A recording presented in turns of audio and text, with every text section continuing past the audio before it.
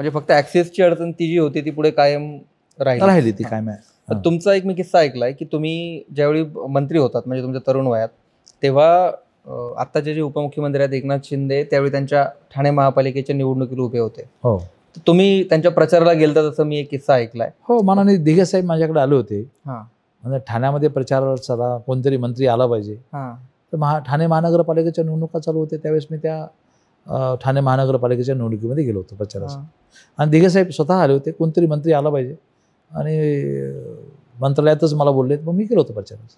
हां, म्हणजे तेव्हा म्हणजे हा किस्सा तुमच्या राजकारणात असा 360 पाहता येईल असा आहे. म्हणजे तुम्ही एकनाथ शिंदे नगरसेवक असताना त्यांच्या प्रचाराला गेला होतात आणि म्हणजे यावेळी तर म्हणजे मागच्या वेळी तुम्ही राज्यमंत्री होतात त्याच्या आधी.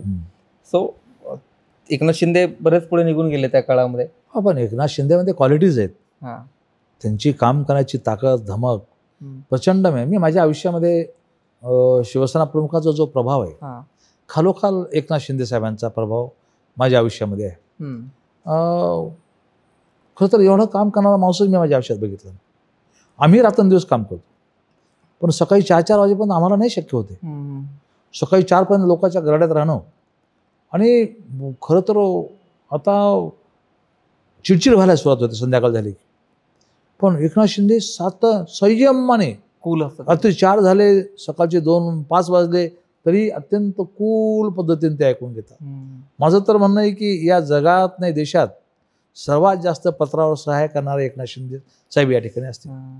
कोणत्याही कार्यकर्त्याच्या पत्रावर सही करायला त्या ठिकाणी कधीच एकनाथ शिंदे साहेबांनी मागं पुढं बघितलं नाही. असा नेता अशक्य.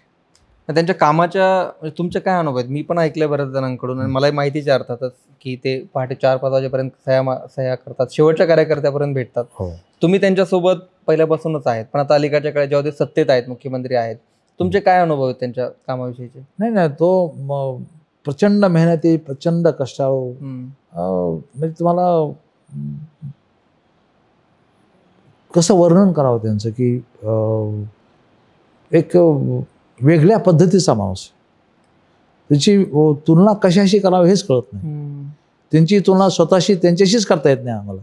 की काय माणूस आहे. बरं, कुठला पक्ष आहे का असा की ज्या पक्षामध्ये ठराव होतो? पक्षामध्ये ठराव काय होतात? संघटन कसं वाढवायचं, पक्ष कसा पुढे न्यायचा, पक्षामध्ये काम काय करायचं. व आमच्या पक्षामध्ये आम्ही नेते म्हणून ठराव घेतला की एकनाथ शिंदे साहेबांनी कमीत कमी 5 तास तरी झोपलं पाहिजे. मग राजकीय पक्षाच्या कारकिर्दीतला कदाचित हा पहिला ठराव असेल की आपल्या नेत्यांनी कमीत कमी 5 तास तरी झोपावं, सातत्याने लोकांच्या घरड्यामध्ये. शेवटी हे काळजीपोटी, बरोबर, हे काळजीपोटी.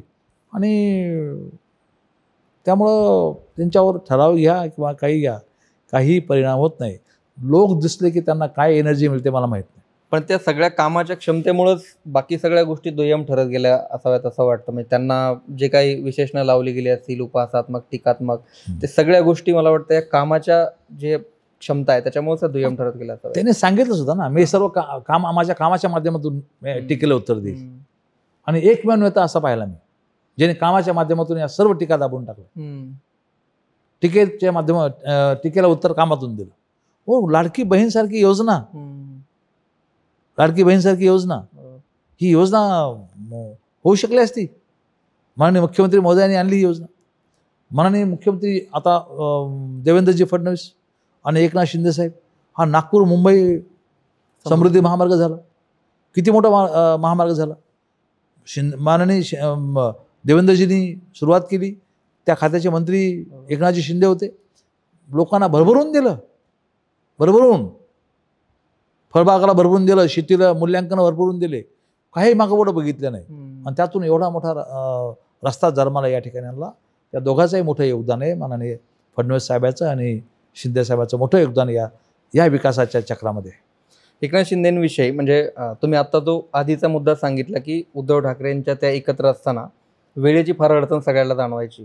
तुमची एकनाथ शिंदेची काही चर्चा झाली असेल म्हणजे त्या काळात तेव्हा एकत्र होतात तेव्हा? हो, कायम व्हायची. म्हणजे सगळ्यांचीच व्हायची, कायम व्हायची चर्चा किंवा असं कसं चालायचं, पक्ष कसा, आपण अडचणीत असो तर कसं आपल्याला नेता अवेलेबल होत नाही तर आपल्याला अडचण तयार होऊ शकते. तर ही चर्चा तर आपसामध्ये, आमदारामध्ये, सर्वांमध्ये व्हायचीच नाही. पण त्या सगळ्यात म्हणजे कदाचित उद्धव ठाकरेंचा ऍक्सेस नसल्यामुळे एकनाथ शिंदेचा आधार सगळ्यांना वाटू लागला, सगळ्या नवख्या नेत्यांना वगैरे. हो, म्हणजे एक बघा, आमदारांना आधार पाहिजे असतो कामाच्या बाबतीमध्ये, सर्व बाबतीमध्ये, मतदारसंघातल्या प्रश्नाच्या बाबतीमध्ये. आणि ते एकनाथ शिंदे साहेबांनी मग सर्वांना आधार द्यायचा प्रयत्न केला, खूप मदत केली आमदारांना. आमदारांचे प्रश्न घेऊन मुख्यमंत्र्यापर्यंत, इतर मंत्र्यापर्यंत, अधिकाऱ्यापर्यंत हे सर्व लोकांना मदत माननीय एकनाथ शिंदे साहेबांची या ठिकाणी सातत्याने व्हायची.